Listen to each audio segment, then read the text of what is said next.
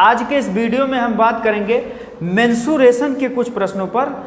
उस पर भी हमारा यही कॉन्सेप्ट लागू होगा, प्रतिशत वृद्धि और प्रतिशत कमी का। जैसे कल वाले वीडियो में मैंने बात किया था कि मार्केट में किसी वस्तु की मूल्य में अचानक वृद्धि हो जाती है तो कोई व्यक्ति उसकी खपत में कमी कितने प्रतिशत की कर दे ताकि उसका खर्च जो है पहले जैसा रहे।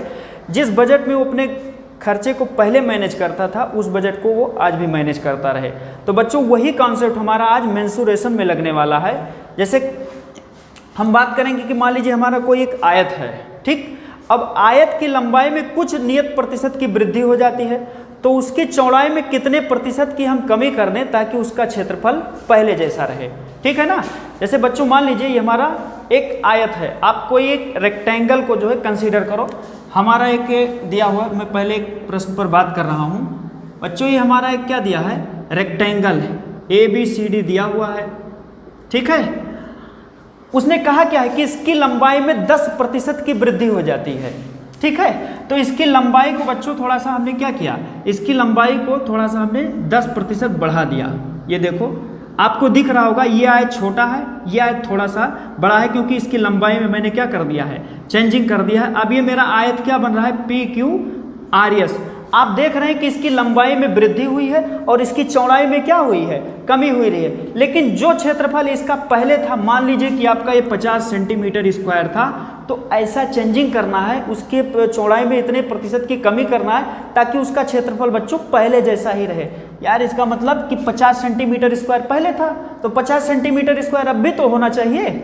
ये देखिए कॉन्सेप्ट का मतलब आप समझ जाओ, सवाल लगाना बड़ी बात नहीं है, बड़ी बात है उसके बेसिक और प्रॉपर कॉन्सेप्ट को अच्छे तरीके से समझ लेना।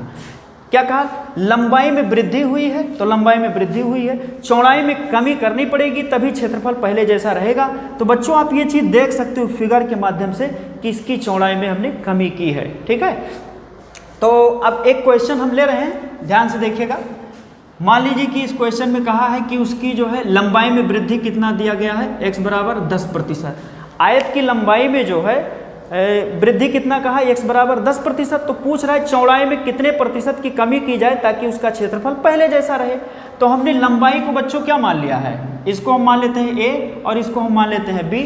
तो चौड़ाई में प्रतिशत कमी आप ऐसे लिखेंगे, चौड़ाई में प्रतिशत कमी, ठीक है ना बच्चों, चौड़ाई में प्रतिशत कमी।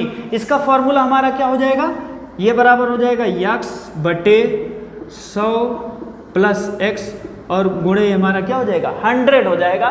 बस अब आपको इसे जो है कैलकुलेट कर लेना है। ये हमारा क्या हो जाएगा, x की जगह पर कितना दिया है बच्चों, ये हमारा 10% दिया हुआ है बेटा। आप यहाँ पर आप रख दीजिए 10 और बटे ये क्या हो जाएगा 100 प्लस x की जगह क्या हो जाएगी 10 हो जाएगी इसकी वैल्यू, और गुणे ये हमारा क्या हो जाएगा 100। अब इसको आपको सिंपल सा कैलकुलेट कर लेना है। ये हमारा हो जाएगा 10 गुणे 100 और बटे बच्चों ये हमारा क्या हो जाएगा 110। आगे आपका ये देखो 1 0 से 1 0 क्या हो जाएगा, कैंसिल हो जाएगा। 10 गुणे 10 ये हमारा हो जाएगा 100 बटे 11। अब इसको आप डिवाइड कर दो, ठीक है। तो 11 9 99 और 1 बटे 11 यानी 99 प्लस 1 100, ठीक है, 100 बटे 11।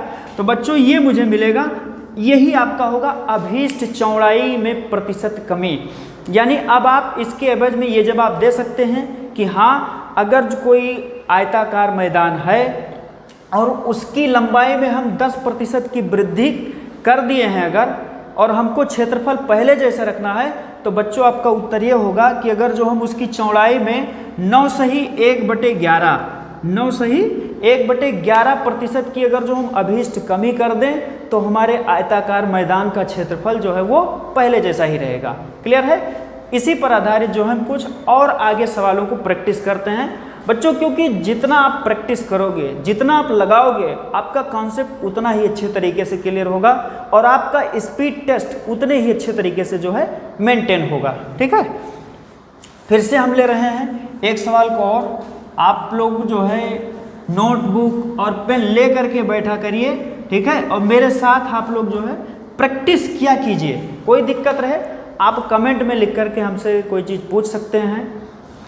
चलिए हमारा नेक्स्ट क्वेश्चन है बच्चों कि अब की बार आयत की लंबाई में जो है, आयत की लंबाई में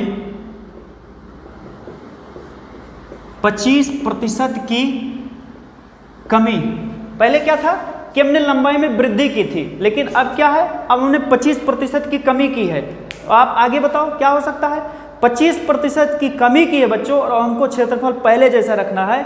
इसका मतलब मुझे चौड़ाई में वृद्धि करनी पड़ेगी। ठीक है, आयत की लंबाई में 25% की कमी होने से उसकी चौड़ाई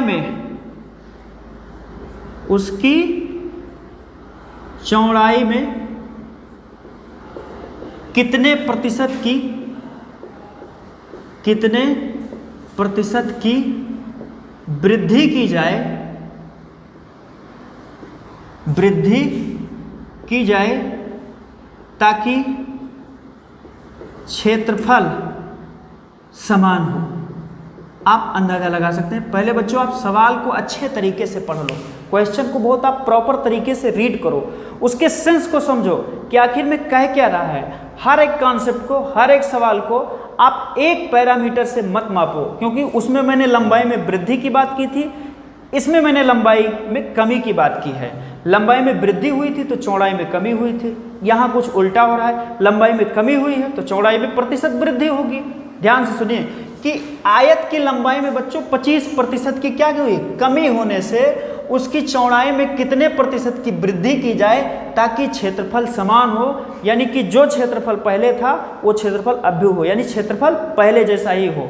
तो बच्चों इसने क्या कहा है, लंबाई में 25%। ये हमारा क्या दिया है, ये हमारा एक आयत है ABCD। अब बच्चों इसका क्षेत्रफल मान लिया कि 75 सेंटीमीटर स्क्वायर पहले था। कैलकुलेट करके इसके फार्मूले से मैंने जो कैलकुलेट किया, आयत की लंबाई बराबर आयत का क्षेत्रफल बराबर लंबाई गुणे चौड़ाई, उसी फार्मूले से मैंने जो है इसके एरिया को मेजर किया। ये मुझे क्या मिला था बच्चों, 75 सेंटीमीटर स्क्वायर। लेकिन कहा क्या है कि उसकी लंबाई में प्रतिशत क्या हुई है बच्चों, कमी हुई है। तो देखो इसकी लंबाई में कुछ क्या कर दिया, कमी कर दिया, लेकिन चौड़ाई में क्या किया है, इसकी चौड़ाई में कुछ वृद्धि कर दी है। और अब ये कह रहा है कि जो क्षेत्रफल इसका पहले था वही क्षेत्रफल इसका अब भी होगा। पहले वाला आयत क्या था बच्चों, पहले वाला आयत हमारा ABCD था और दूसरा वाला आयत हमारा क्या है, PQRS। ठीक है, तो अब हम जो है फार्मूले को लेकर के और इसकी चौड़ाई में प्रतिशत वृद्धि का कैलकुलेशन कर रहे हैं। ठीक है, तो आप लिखेंगे चौड़ाई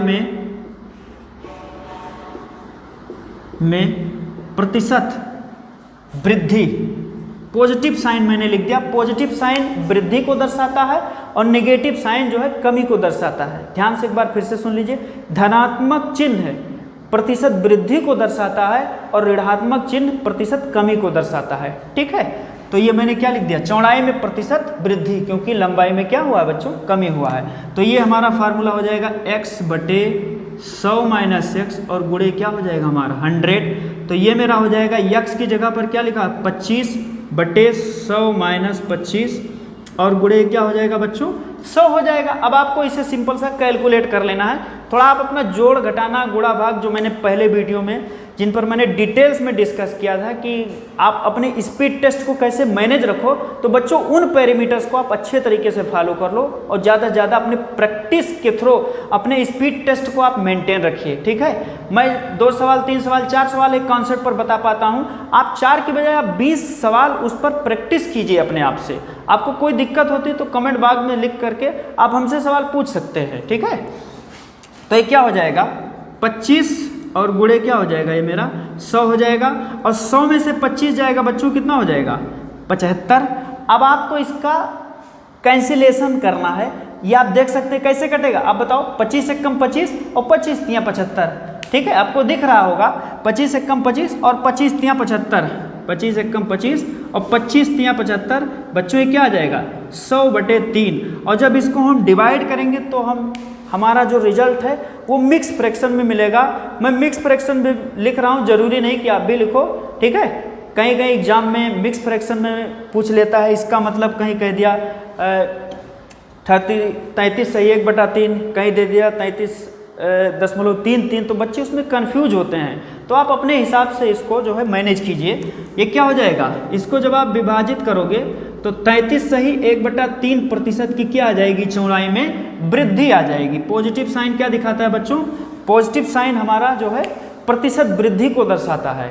तो अब आपका उत्तर क्या होगा इस क्वेश्चन के एवज में, कि आयत की लंबाई में 25% की कमी आपने कर दिया, लेकिन आप उसके क्षेत्रफल को पूर्ववत यानी पहले जैसा रखना चाहते हैं, तो बेटा आपको क्या करना पड़ेगा, उसकी चौड़ाई में 33 सही 1/3% की क्या करनी पड़ेगी, वृद्धि करनी पड़ेगी। ठीक है, हम अगले सवाल पर भी बात कर रहे हैं। कॉन्सेप्ट हमारा यही होगा बच्चों, जितना ज़्यादा प्रैक्टिस करोगे उतना ही आपके लिए अच्छा होगा, उतना ही आपके लिए फायदेमंद होगा। अगले सवाल पर हम बात कर रहे हैं कि एक आयत की लंबाई में 20% की वृद्धि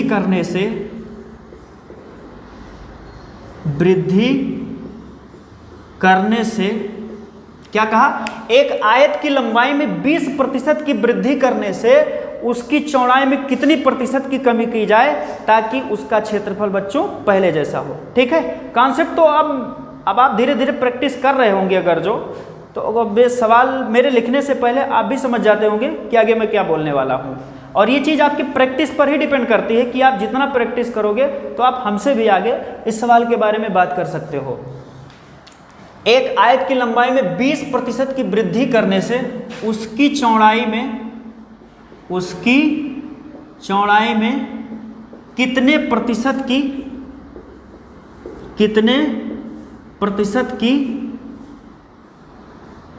कमी की जाए ताकि क्षेत्रफल समान हो। पहले सवाल का मतलब आप समझ लीजिए बच्चों, सवाल में क्या कहा है बेटा कि आयत की लंबाई में 20% की वृद्धि करने से उसकी चौड़ाई में कितने प्रतिशत की कमी की जाए ताकि उसका क्षेत्रफल पहले जैसा हो, जैसे कि मैंने पहले क्वेश्चन में बात किया था। ठीक है, तो मैं इसका फिगर बना दूं।